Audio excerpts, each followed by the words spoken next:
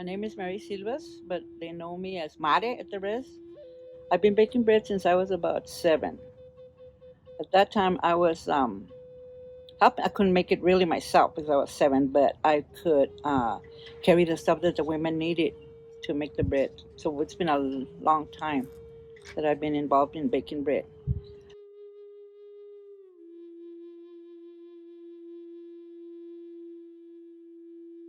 I usually like my bread. I like to eat it with red stew or just toast it and put butter.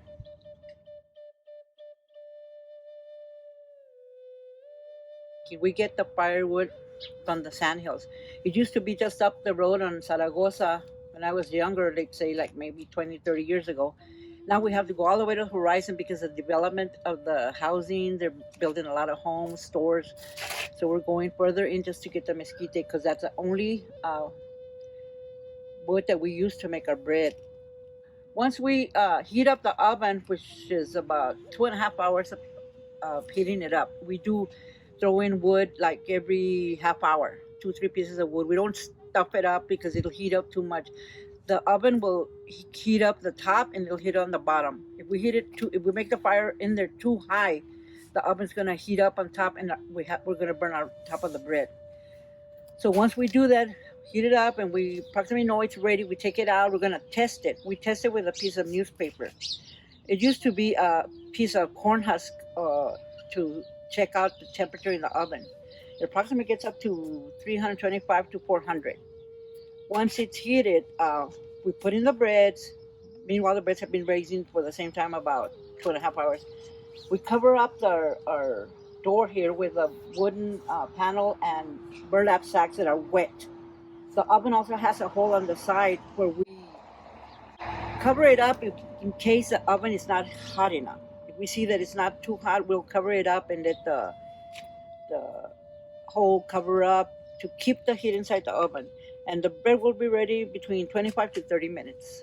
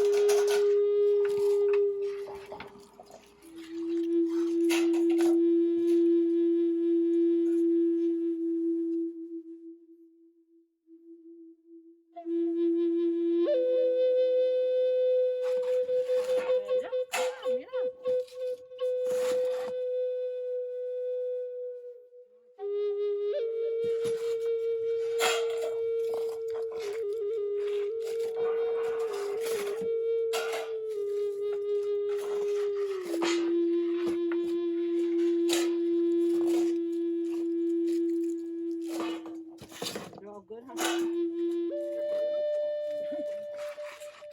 One thing I remember when I was young, and I stress this a lot to the kids when I get to teach them bread baking, is that I was about 7 and we would help, not actually hands on, but we were there, and that's how I picked up all these little tricks and odds and ends of baking bread.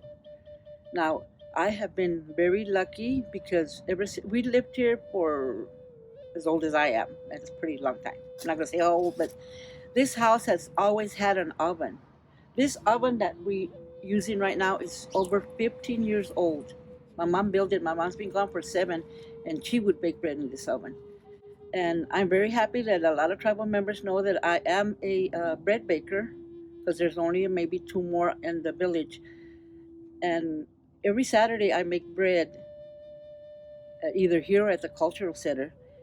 And that makes a lot of people happy, even people that are not tribal members.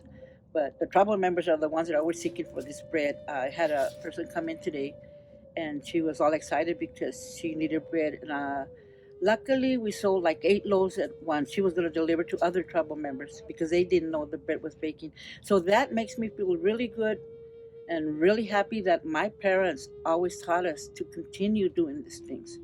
This is something that's done originally from 300 and some years ago. There's no electricity. There's no gas lines on the ovens. The only thing we heat it up is mesquite.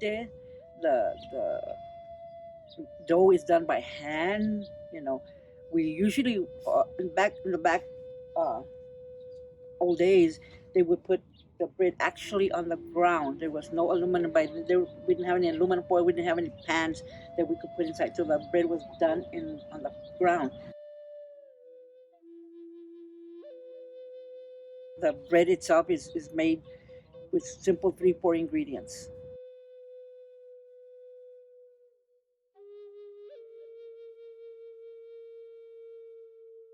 Teach other people, and especially people that want to learn about baking bread, because that's one of the top traditions.